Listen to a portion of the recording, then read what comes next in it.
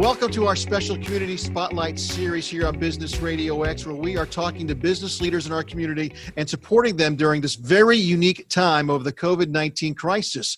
And I am honored to be joined by Jerry Boss. She is the Director of Public Relations for Waffle House. How has Waffle House changed in doing business since this crisis began? Well, Mike, thank you for having me on. I can think of no better topic than to talk about our Waffle House family. And early on, as with most of the industry, we had a downward spiral that appeared to be overnight. At least that's the way it felt. Sometime in the beginning of March, we were experiencing losses in our revenue of 70 to 80%. And that was just devastating. It was devastating on our people because that meant that there were fewer hours we could provide.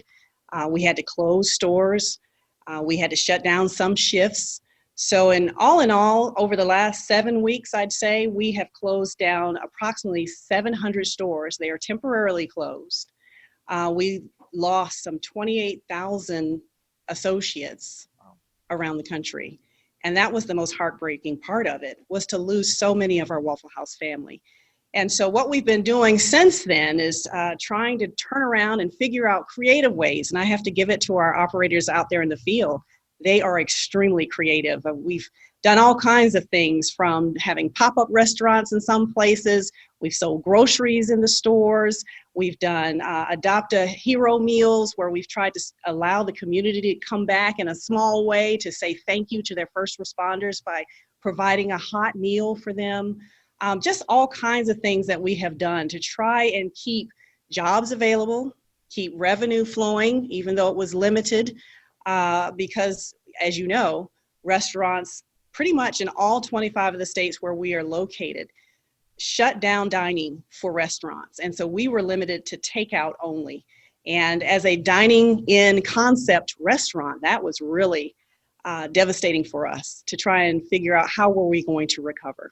And so we started early on coming up with a plan that would allow us, when the time was right, to be able to offer dine-in service back to our customers. So that included taking a look at and monitoring what the CDC was saying about appropriate guidelines, what the governments were saying and requiring. And so we came up with a plan, some 6 or 7 weeks, which we've tweaked over those weeks, to come up with a plan that would allow us to add limited dine-in service with social distancing. Of course, adding the emphasis on increased sanitization. We cut down on some of the common touch points in our restaurants. For example, we removed pretty much everything off of the tables. There are no menus on the tables. There are no condiments on the tables. Those have to be requested so that we can sanitize them immediately upon use. We are also emphasizing the things that we've always had to do. You know, restaurants are under food safety protocols that are pretty stringent. And that includes emphasizing constant hand washing. That's a basic. And the CDC has said that that is the best way to defeat that germ of the COVID-19 germ. So what we've been doing is emphasizing that. Our people are wearing face coverings. Like I said, we have enhanced sanitization that we're using. And we're just trying to show our customers that we are definitely behind them. We want to provide a safe environment for our associates as well as for our customers to be able to come in and sit down and have a great hot meal. I have been a customer for a long time, and I have been doing the takeout, calling in and placing my order, and then going and picking it up. It looks like you still have the full menu selection. Nothing has changed there. I know a lot of restaurants, they've done a limited menu. You still are doing the full menu. Is that correct? That is correct. We are still offering the full menu with the new advent of delivery, which we're doing with our partnership through Postmates. That is a limited menu at this time. But in terms of coming into the restaurant, placing a takeout order, picking it up, or now in most of our states, being able to sit down and enjoy a hot meal, you can still enjoy the full complement menu. The All-Star, of course, being the favorite with the waffle. So we're pretty proud to be able to still do that and give our customers a slice of normalcy, something that's been lacking for a long time and for which we don't know when it will return. That whole idea of back to normal, we know is not going to be for many, many months and perhaps even years. The wonderful thing about Waffle House is no matter where you live or wherever you work, there's a Waffle House near where you are. But not every single one is open. How was that decided, which ones stay open and which ones don't stay open?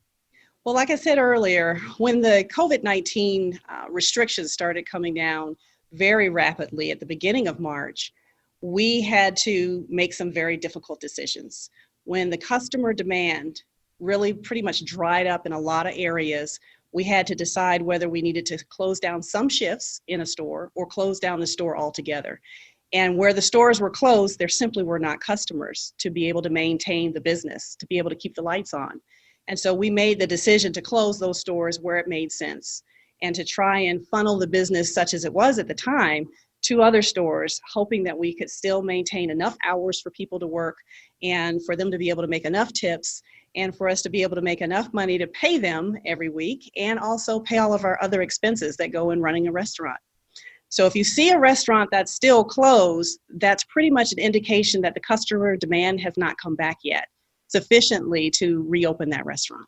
I know you're so proud of the folks that work at Waffle House. It's a great culture there at Waffle House. How are the employees, the ones on the front lines, how are they holding up during this pandemic? They have been fantastic, Mike.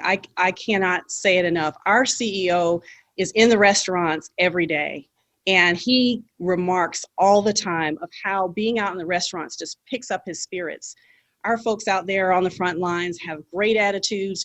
They like having the opportunity to do what we do best, which is take care of customers, be that local link in the community where people can come in and gather, not as long now, but definitely come in and say hi and catch up on family matters and all of those things, because we consider all of our customers pretty much members of our family. It's their home too. And so they have been remarkable in their attitudes, just in the way that they've been giving great customer service, being there when they need to come in. There are those who are just right now sitting on the sidelines, unfortunately, who are just waiting for the day that we can call them back. And we are waiting for the day that we can and see them in the restaurants again. People talk about the Waffle House index. When bad things happen, Waffle House does anything it can do to keep its doors open. So I know that it's important for you to make sure that you are creating a sense of, as you said earlier, a sense of normalcy in the everyday routine and that you're open. So I know you've got to be so proud of everybody. Any final words that you'd like the folks to know out there about Waffle House during this crisis? Well, we take this virus very seriously. We recognize that there are two sides to this coin. There is the public health crisis of the virus, which is very deadly and dangerous in many areas in our country. And people have lost their lives. People have become ill. It's just a horrible, horrific situation. But on the other side of that coin is also the growing public health crisis of people who are out of work, who are not going to be able to earn a living to take care of their family members, to be able to take care of themselves, and the obligations that simply did not stop because their paychecks stopped. And while we're grateful for the government stepping in and providing unemployment to our people and them being able to receive that and have money back in their pockets to pay their mortgages and their rents and their car notes and all of those things, we know that ultimately that can't last forever. And so we're really just trying to provide a pathway, if you will, back to a recovery, which we know is going to be slow and difficult.